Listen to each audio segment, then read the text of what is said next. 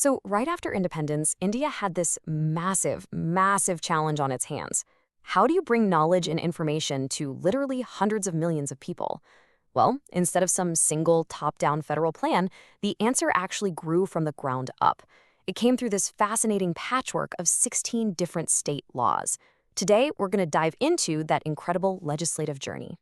Okay, so let's just start with the big question, right? What does it actually take to build a free public library system for a country the size of India? I mean, this isn't just about putting some books on a few shelves. We're talking about crafting laws, figuring out the funding, and pulling off this huge vision for civic infrastructure. All right, so our story really kicks off with the very first blueprint. Just 1 year after independence, a single piece of legislation was passed that would, believe it or not, influence pretty much every state that came after it. So, check out this first wave of action. It all started with the Madras Act way back in 1948. And then, over the next couple of decades, you see this momentum building.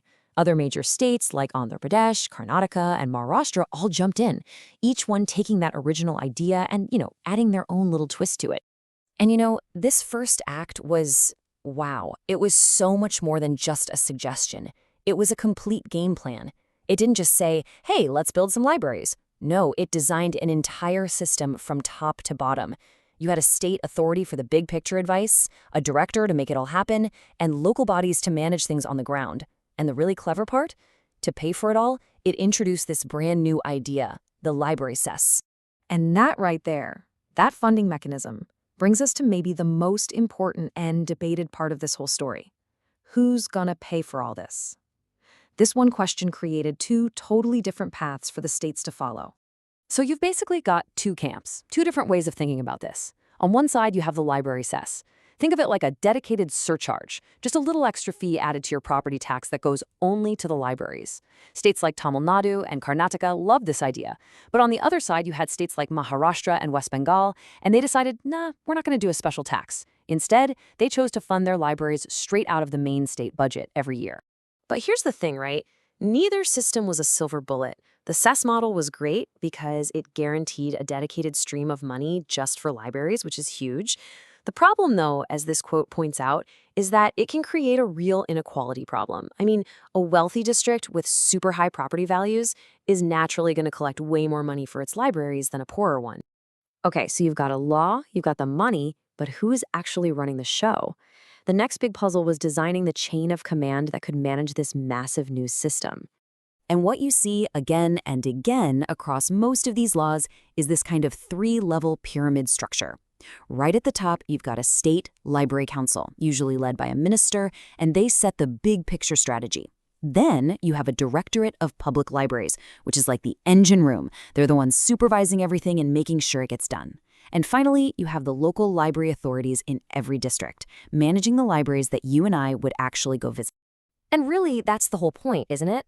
This structure creates this clear line of sight, a pathway that's designed to connect that high-level policy from the state capital all the way down to your local branch, making sure the entire system is working together. So the big question is, did any of this actually work?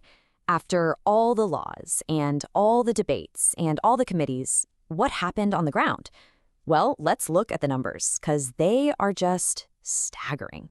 Let's just take one state as an example, the one that started it all, Tamil Nadu. After its 1948 act, it didn't just build a handful of libraries. Nope. It built this sprawling network of over 4,500 of them. And get this, these weren't just dusty, empty buildings. Every single year, those libraries see 50 million visitors walk through their doors. That's 5 crore people actively using these public spaces. And when they walked in, what was waiting for them? A massive collection of over 24 million books and documents, all completely free and available to the public. Just an incredible resource. I mean, just let that sink in for a second. Those incredible numbers, the libraries, the visitors, the books, that's the impact in just one of the 16 states that passed a library law. This wasn't just some policy on paper. This was the real-world construction of knowledge infrastructure on a truly national scale. Okay, so we've walked through the history, the money, the structure. What's the big lesson here? What can we learn from this incredible story of building a nation of libraries? When you boil it all down, the big takeaway is that India's library system isn't this one single thing. It's really a mosaic, a patchwork of all these different state-led experiments in funding and in governance. But, and this is the important part, they were all driven by the exact same powerful mission: making sure every single citizen has free and open access to information. These 16 laws created the physical backbone to make that ideal a reality. And that, of course, leaves us with one big final question for today. This entire story we've been telling is about building physical spaces for knowledge, but we live in a digital world now, right? Knowledge is online. So the real question for the next generation is this: how do we write the next chapter for these incredible institutions in a world that lives on the internet?